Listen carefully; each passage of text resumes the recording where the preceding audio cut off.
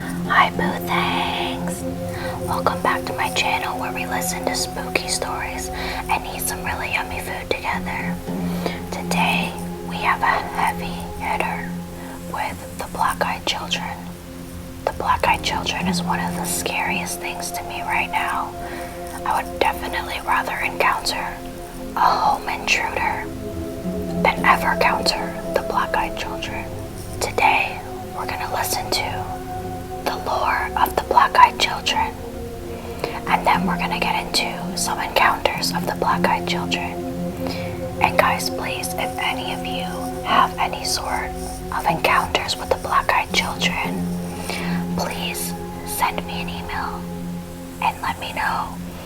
And today we're gonna be snacking on some steamed chicken dumplings, Momo dumplings, and a samosa.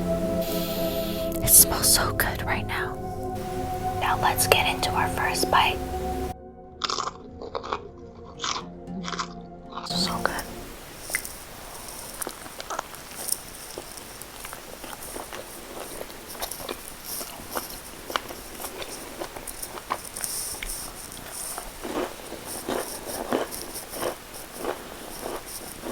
Alright, if you guys are ready, then grab your favorite snack, get a cozy blanket, and let's get freaky, guys. Let's go.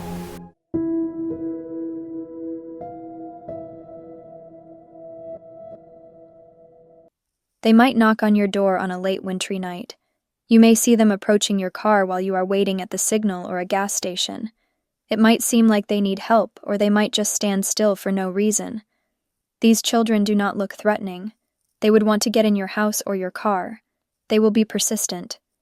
Suddenly, you will notice something is not right about these children. Their eyes, pure black, from lid to lid, dead black orbs devoid of sclera or iris will chill up your spine. You have finally come across the Black-Eyed Children. Black-Eyed Children or Black-Eyed Kids is an urban legend of paranormal creatures that resemble children between the ages of 6 and 16. These creatures with pale skin and black eyes have reportedly been seen hitchhiking, panhandling, or at the doorsteps of residential homes. A dozen of stories keep circulating, all following a very similar pattern. Kids with eyes completely blacked out appear at people's home or vehicle, knock on the door, and then insist upon getting inside. Anyone who encountered them has almost immediately felt an overwhelming sense of dread. Besides blacked out eyes, these children typically appear normal. Sometimes their attire seems outdated. In extremely unusual instances, people have reported encountering creatures with talon-like feet. No one knows where or how these creatures pop up. Conspiracy theorists believe that Black-Eyed Children are aliens trying to reach out to their Earth. Demonologists believe they are children of the devil himself, and if you let them in, you are allowing the devil to enter your life. They want to enter your home to call their parents, however. Upon making eye contact, it seems like there is a much sinister plot to the story. Some people claim that these children have existed since the 1980s. However, most sources say that the legend originated in 1996 in posts written by a Texas reporter named Brian Bethel, where he wrote about 2 alleged encounters with the Black-Eyed Children. He said that he encountered 2 children in Abilene, Texas, with pale skin and black eyes. In 2012, Bethel retold his story on the TV show Monsters and Mysteries in America. He then wrote an article for the Abilene Reporter News where he described his experience again. One of the stories goes like this. In the snowy town, within the middle of nowhere of Vermont, an elderly couple heard the sound of 3 loud knocks on their door. They opened the door and saw 2 children, a boy and a girl.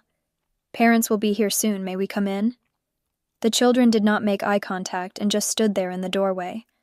The elderly couple were hesitant, but after a while they let the boy and girl inside. The kids settled on the couch while the wife made some hot cocoa, and the husband asked them questions that went unanswered. The wife returned and noticed that her cat was scared and angry with the children. "May we please use the restroom?" The wife looked at the kids and she finally saw them. The children's eyes were as black as a starless universe. She directed them to the bathroom and returned to her husband, who was covering his face with his hand. "Did you see their eyes?" The husband then showed her his hand full of blood from a nosebleed. The power suddenly went out, and the house turned as dark as the kids' eyes. The wife headed to the restroom and was confronted by the voice of the kids at the end of the hall uttering, "Our parents are here." The kids then exited the house, leaving the door wide open. The wife then noticed that there were two men at the end of the driveway. The men were very tall and slender. The wife waved but did not receive the same friendly gesture. The two men and children then drove away together in one car. The power then came back on a little later after the kids left. Throughout the next week, weird things happened in the house. 3 out of 4 cats went missing, and the 4th had been found dead in the pool of its blood. The husband continued to have nosebleeds and finally went to the doctor, where he was diagnosed with very aggressive skin cancer. This legend even crossed bodies of water and landed in the great land of the UK, where in 2014, the Daily Star wrote 3 front-page stories about sightings of the black-eyed children in the haunted pub in Staffordshire. Ghost hunters who believed that the black-eyed children were extraterrestrials, vampires or ghosts, took these alleged sightings very seriously. Nowadays, people still claim to see the black-eyed children when driving late at night down an empty road, or outside of their window late at night, or even lurking in the shadows of their room. Many people have reported seeing the black-eyed children standing in the corner of their room during their episodes of sleep paralysis, or even waking up in the middle of the night because they sensed someone was watching them, and in the shadows were these children. No. This is why you need to close your windows at nighttime. Okay, lock your doors, close your windows. As my favorite podcast, Morbid, likes to say, fresh air is for dead people. Come on now. Those are demons. Now let's get into the legend of Brian Bethel's encounter with the black-eyed children. Let's go.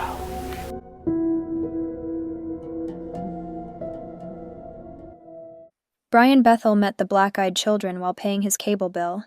In 1996 in Abilene, Texas, after finishing a late shift at the local newspaper, he was sitting in his car outside a strip mall, writing a check. Suddenly, the hair on the back of his neck stood up. He noticed a group of teenagers standing close to his car. The teens asked for a ride to their mother's house to get money for tickets. They wanted to catch a late-night showing at the mall's movie theater. But something struck Bethel as odd. The movie they wanted to see had already started, 45 minutes ago, in fact, and the teenagers sounded much older than they appeared to be. Then, in the dim light of the parking lot, he saw. Their eyes were completely black. He threw his car into reverse and sped away. When he glanced back, the children were gone. Bethel later wrote about this unsettling encounter for the Abilene News Reporter, and in the decades since, stories about the black-eyed children have cropped up in several countries. Some details change from one account to the next, but scholars and urban legend enthusiasts alike agree that the figures are an example of death personified as a child. These malevolent, otherworldly creatures exploit a widely held belief that children are inherently good. Defenses lowered, their victims allow them inside, inviting death and destruction upon themselves. At least that's the idea. Author Jason Offutt, who teaches journalism at Northwest Missouri State University, has been researching black-eyed children for more than 10 years. He has interviewed people around the world who claim they've encountered the children. Their eyes are like a rat's eyes, just black, Offutt says of the figure's most notable feature. There's no pupil, there's no white, there's no iris, it's just totally black. In the stories, the children usually appear to be school-aged, anything from a kindergartner to a high schooler, and wear outdated clothing. In one account, the children wore new clothing with the logo of a sports team that had folded 10 years earlier. The children are described as speaking in a monotone voice more mature than expected for their apparent age. They often repeat the same phrase, and they are insistent on being let inside, whether it's into someone's house or car. The children plead at first, asking to make a phone call, use the bathroom, or catch a ride, but eventually become more aggressive, says Bridget Burke, an adjunct professor of religion at Montclair State University who has written about the urban legend. A key element of the encounters, one that echoes older tales of devils and vampires, is that the children must be invited in to have any power over an individual. If denied, they eventually disappear or wander off, but not before terrifying their would-be victims. We don't know what they want. It's scary because we don't know what they want, says Offutt. We don't know what they're going to do when we let them in. There are stories of people who have let them in and then disastrous things happen, Burke says. According to the tales, catastrophes such as fatal accidents and cancer diagnoses follow in the children's wake. They're liminal in the sense they're children, but not quite, Burke says. There's an uncanniness there because they sort of look like something that we expect, but they're not. She adds, in myth, children are supposed to represent a new beginning, a new possibility, a new birth. That's not what these are. Burke says that one of her friends experienced a black-eyed child pounding on her door at 3 a.m., long before she had ever heard of the figures or read Burke's scholarly research on the phenomenon. The black-eyed children are not the only malevolent creatures masquerading as the vulnerable. Irish folklore warns of changelings, fairy babies swapped with humans. In some Native American traditions, particularly around California's Lake Tahoe and Nevada's Pyramid Lake, water babies are evil spirits, or sometimes merely overzealous guardians, whose cries lure people to their deaths. Like the black-eyed children, these much older folklore figures take advantage of our desire to help people smaller and more helpless than we are, Offit says. This tactic makes the children especially disturbing. It seems a lot more calculated, says Offit, who claims to be a true believer. I think this is what they choose to look like. Bethel's tale of the parking lot encounter nearly 30 years ago was the first known mention of the black-eyed children, but the creepy concept has spread like ghostly wildfire online, even as hard evidence remains elusive. Still, when there's a knock at the door or a pleading figure suddenly at your car window, it's best to get a good look at their eyes before letting them in. Don't ever open the door at night. Alright guys, what do you think so far? I'm so scared. Okay guys, here's a story I found online. Let's go.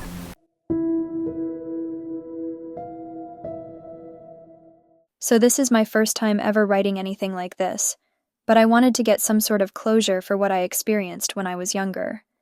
For some context, we, my family and I, moved into our current house, and the house that this story takes place in, when I was like 3 years old. It is a 2-story building, completed sometime in the early 2000s. There are 3 bedrooms on the second floor. The master bedroom is to the left of this little walkway at the end of the staircase. Right next to it on the right was the room my younger sister and I used to sleep in when we were younger.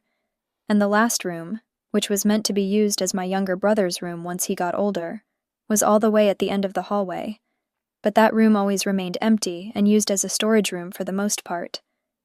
When I was around 7 to 8 years old, I had developed this new schedule of after-school procrastination. I would shower and then sit on my parents' bed to watch PBS in my mom's bedroom. She had the biggest TV, and by far the better graphics than the other televisions around the house at the time.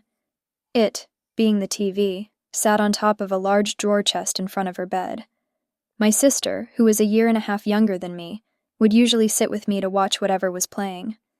We particularly loved when Curious George came on, so we would always be out of the shower and dressed by 3:50 the latest, considering the show came on at 4.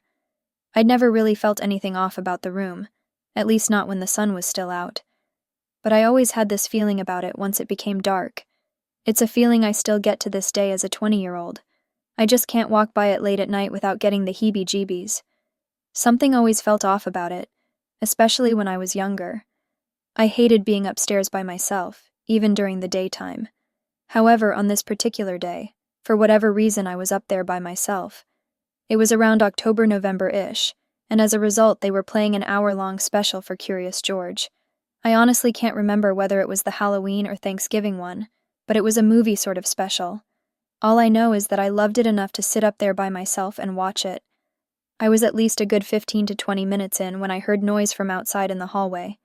I thought it was my sister, so I ignored it. At some point my sister came in and proceeded to stand right in front of the TV. My sister had this annoying habit of standing in front of any big screen and blocking the view for everyone. And while she wasn't really blocking my view, I knew my mom hated it when she just stood there. She said it was rude or something along those lines. Although in that particular moment I didn't care. There had been this scene that was particularly funny that my sister had missed a part of, only getting to watch the other half. I began to tell her what had happened before, proceeding to laugh, expecting her to laugh too. But I didn't get a response, which annoyed me a bit, so I proceeded to say the same thing again. Yet I still didn't get a response from her. She stood still, glancing at the TV and away from me. Because I was on my mom's bed and the TV was right in front of me, all I could see was her back.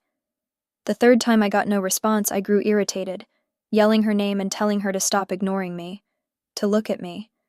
That's when she turned around, except it wasn't my sister. I mean, it looked like her, wearing the same clothes she'd been wearing earlier, same everything, but her eyes were off. All I remember was how unsettling the eyes were, being all pitch black, not to mention the emotionless expression aimed at me. We both stared at each other for a while before it turned around and proceeded to walk out of the room. I was still a bit weary, but then I got really angry because I was just blatantly ignored. So I got up and also walked out of the room. I yelled for my mom, tattling that my sister had just ignored me and left me talking to her like an idiot. My mom's voice was confused as she yelled back that that couldn't be possible. My sister had been downstairs with her the whole time. I asked if maybe she had gone upstairs at some point and she just hadn't realized, but she said no. And even if she had, she would have heard the squeaking of the floorboards that are right by her room. I was baffled, but thought I had maybe been seeing things.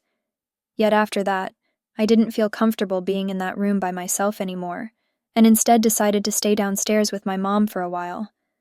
I have experienced other weird things that just can't be explained, but I often think about this one instance and wonder what it was that I talked to that day. Guys, let me know what you guys think the black-eyed children are. My guess is demon. Don't let anybody in your house, guys, seriously. Especially at nighttime. Don't do it. Thank you so much for joining me for another video today. I had so much fun. Don't forget to like and subscribe to my channel, guys. It would mean so much to me.